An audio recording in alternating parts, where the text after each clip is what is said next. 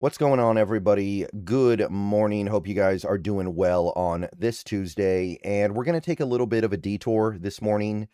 We're obviously pretty deep into draft stuff right now, and normally I'd be posting more videos about draft stuff, but the Seahawks did quite a bit of stuff yesterday, and I want to talk a little bit more about it. And I want to talk about this tweet that was published yesterday by Spotrac that I think I don't want to make too big of an assumption here, but I think there are a lot of Seahawks fans out there that saw this and they kind of had a negative reaction to it, or at the very least, kind of a concerned reaction to it.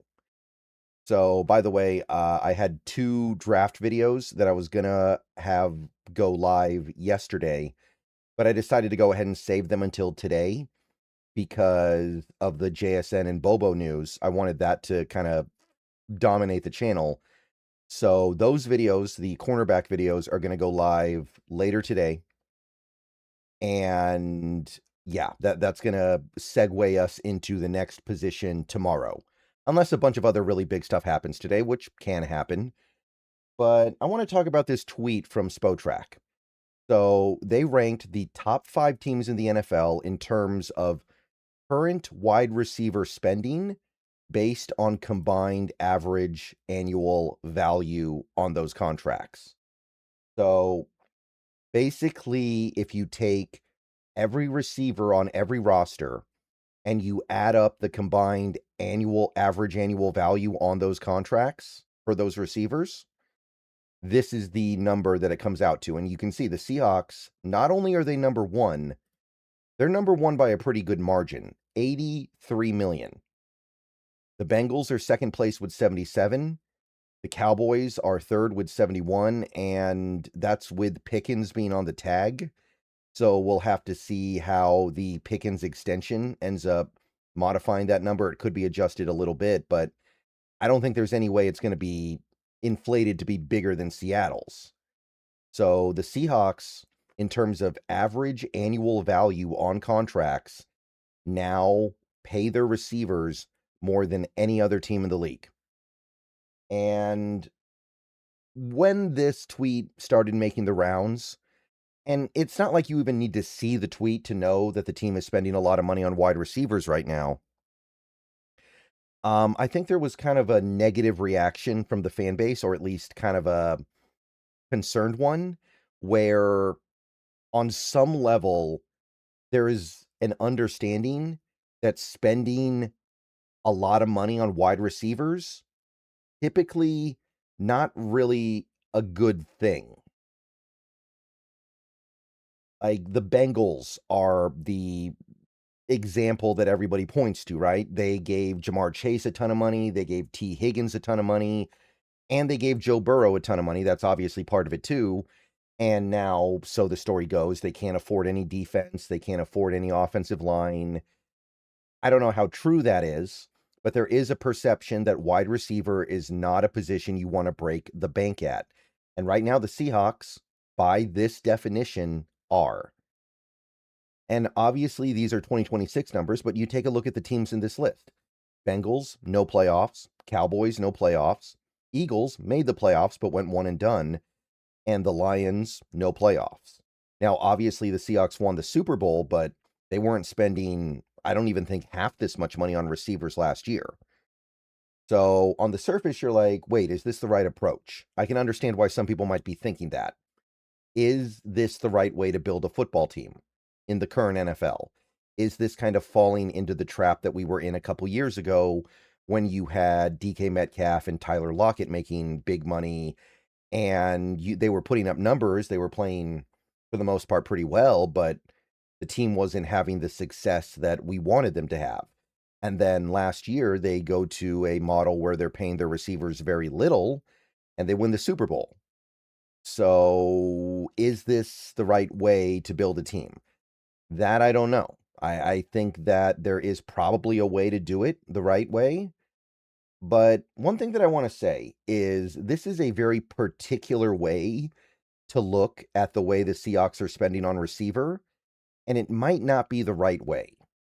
And what I mean by that is this is average annual value of these contracts. Like, we're going into 2026. Let's think about 2026 for a second. JSN, yeah, his average annual value is insane, over 42 million. But his cap hit for 2026 is going to be 10.4 approximately. So we're really not spending much money on JSN at all. He is a massive bargain for 2026.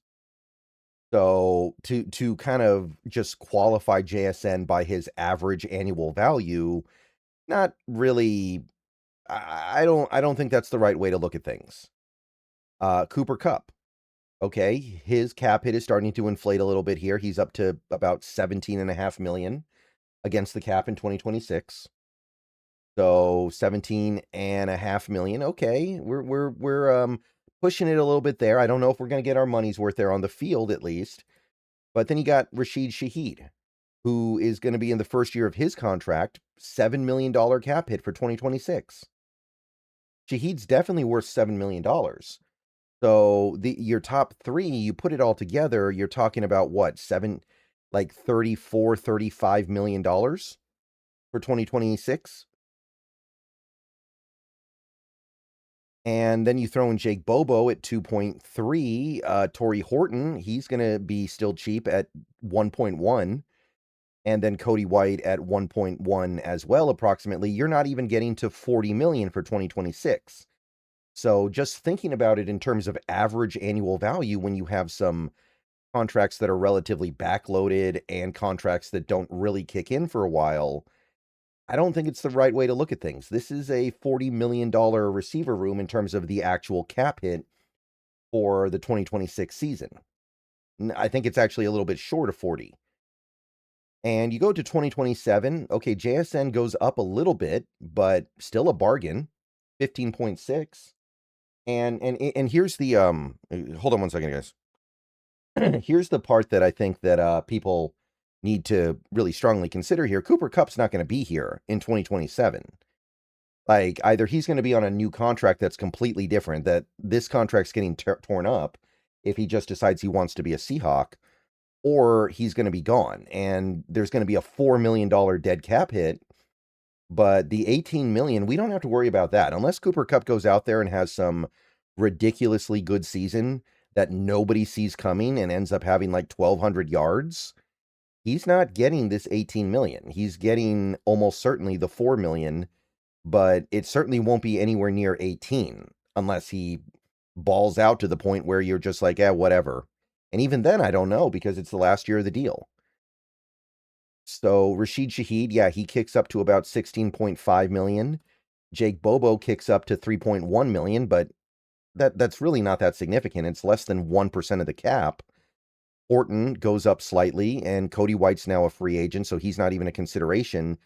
But that money is kind of trivial here. So Cooper Kupp going from 18 to 4, so that's a $14 million savings, really kind of offsets basically all the additional money you're spending, because this saves you 14.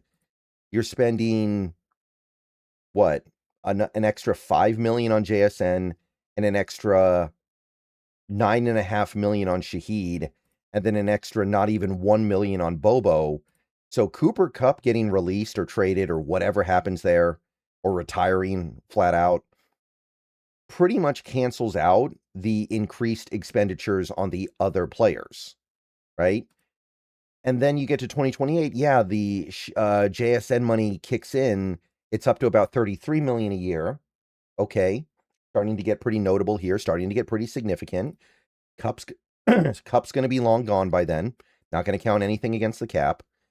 You are going to have Shaheed, but is Shaheed actually going to be here in 2028? It'll be the last year of his deal. Could get extended. Could get let go. I know the dead money hit is big, but a lot of that is because of the void year stuff. So this cap hit probably comes down one way or the other, either because we let him go or because we extend him or whatever.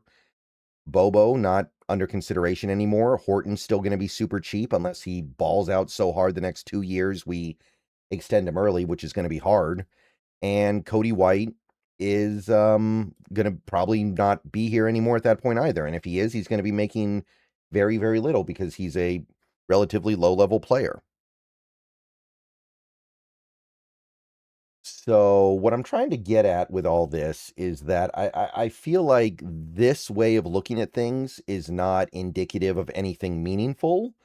Like, a big reason why this is the case, the APY being so big, is because of the massive cap hits at the end of JSN's deal, by which point the Seahawks are going to have flexibility to extend or move off of him anyway.